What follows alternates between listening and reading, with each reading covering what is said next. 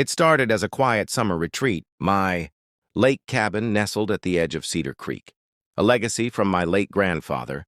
This place had been in our family for decades. Surrounded by pine trees and wrapped in morning mist, it was my sanctuary. But peace never lasts long when you have a neighbor like HOA Karen.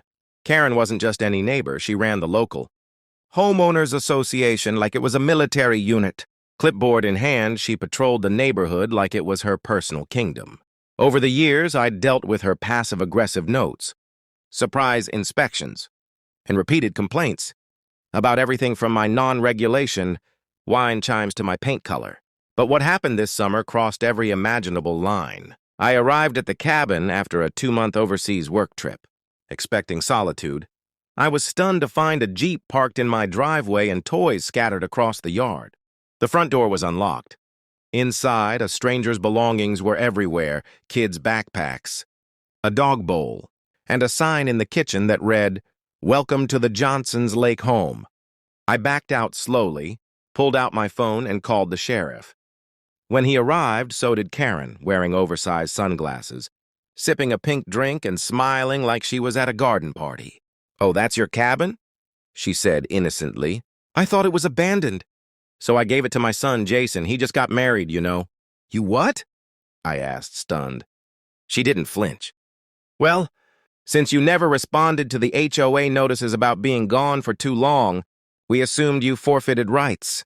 The board agreed it was being wasted. I showed the sheriff my deed, tax records, and surveillance footage proving nobody had permission to enter. Legally, I was in the right, but Karen wasn't going to make this easy. That evening, Jason and his wife refused to leave.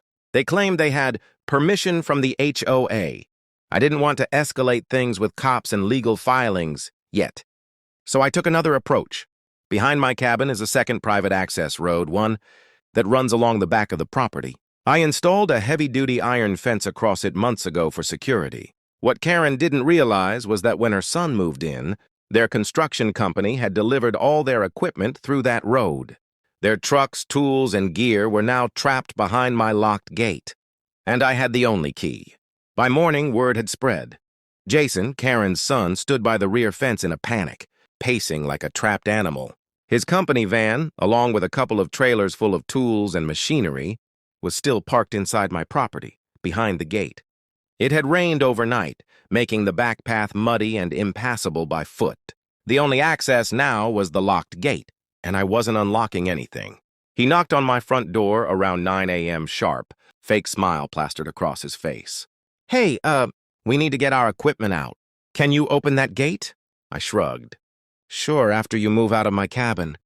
He scowled, the smile vanishing. "Look, my mom said this was approved. We already started work out here. We have deadlines. This isn't a joke." "Neither is squatting in someone else's legally owned cabin," I replied. He stormed off, muttering something about lawyers. I watched from the porch, sipping coffee as he and his crew circled the gate, trying to figure out if they could bypass it. Spoiler, they couldn't. It was reinforced steel, bolted into concrete. No way around, no way over. Karen hadn't thought that part through when she handed over a cabin that didn't belong to her. Then came Karen, storming down the hill in her beige tracksuit, phone in hand, acting like she was hosting a press conference. "I demand you open that gate immediately," she shouted. "You're obstructing legitimate business activity which violates HOA bylaws." I laughed. "This isn't HOA property, Karen. It's mine. That's my private fence on my land. Your little project is trapped until you give me back what's mine. Do you know who you're dealing with?" She snapped. "Yeah," I said. "Someone who's used to bullying people until they give in." Her face turned redder than her wine-stained teeth. By noon, Jason was on the phone with a locksmith. But the locksmith took one look at the reinforced gate and declined. "This looks custom-built." "No can do without written permission from the owner," he said, nodding toward me. I waved from the porch. Now they were stuck. No tools, no access. Their rental contracts ticking away. I overheard Jason whispering about how much late fees on the heavy machinery were going to cost him. Hundreds per day. Their company was on hold, their timeline crushed, all because Karen thought she could strong-arm her way into ownership. And I wasn't even close to done. By the third day, the pressure on Karen and Jason was rising fast. Their construction firm was already supposed to be breaking ground on a new site across the lake, but without their equipment, everything was delayed. I knew they were losing money daily, and I hadn't even filed an official trespassing report yet.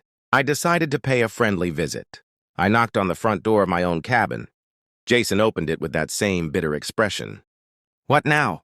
"Just dropping by to give you a formal notice," I said, handing him an envelope. 72 hours to vacate. After that, I file charges. He looked stunned. "You can't just evict people like that." "It's not an eviction," I replied. "It's a criminal complaint. You're trespassing, and everything you brought onto this property, technically it's abandoned. Check the law." He slammed the door.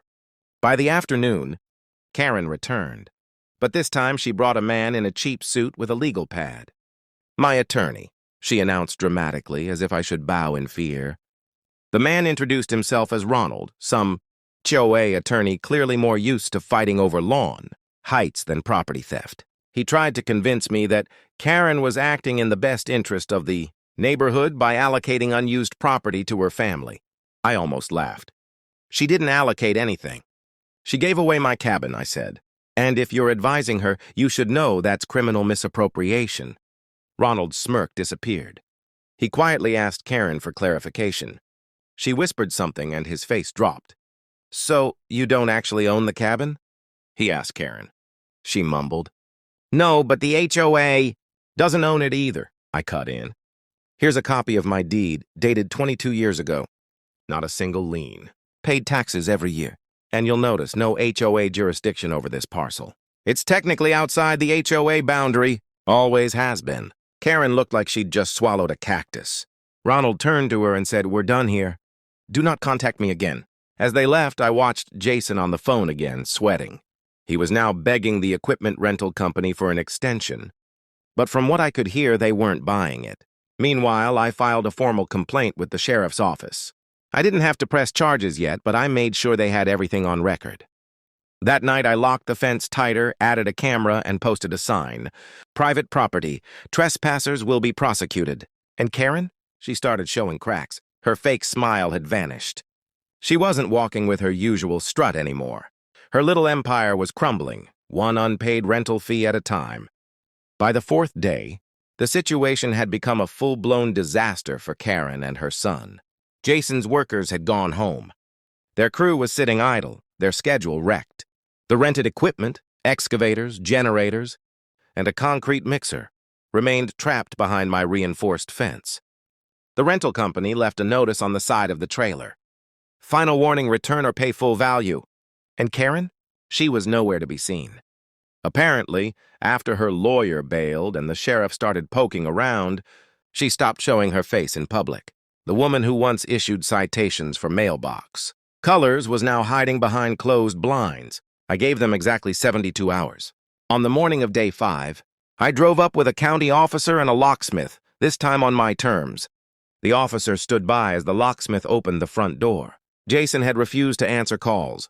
They'd gone silent. But under the state's unlawful occupancy law, I had every right to reclaim my property. They were still inside. Jason stood in the living room surrounded by packed bags. His wife sat on the couch, arms crossed, glaring at the floor. "We were just leaving," he mumbled. I nodded. "Good, you've got an hour." An hour later, I walked through the cabin. Everything was trashed, muddy floors, scratched counters, trash in the sink. But it didn't matter. I had my cabin back, and I had something else too, leverage. I sent one final message to Karen, a formal invoice for $14,720, the estimated cost of damages, trespass penalties, and equipment holding fees. I attached the property photos, rental company letters, and HOA boundary maps. I made it clear, pay or I press charges. Within 48 hours, the money hit my account, sent from Jason's business account, probably under threat of being shut down. They didn't even try to argue. And as for the gate, I opened it the next day, just long enough for the equipment company to collect their gear. Then I rebuilt the fence, taller, smarter, and with a fresh motion sensor system. Karen wouldn't be getting near it again. Weeks later, the neighborhood was buzzing. Rumors flew. Karen stepped down from the HOA for personal reasons. Her son's construction business took a major financial hit, And he never returned to the lake again. As I sat on the porch of my cabin, looking out over the peaceful water, I raised a glass to Karen's downfall. She tried to steal what wasn't hers. And in the end, she got trapped in her own little game.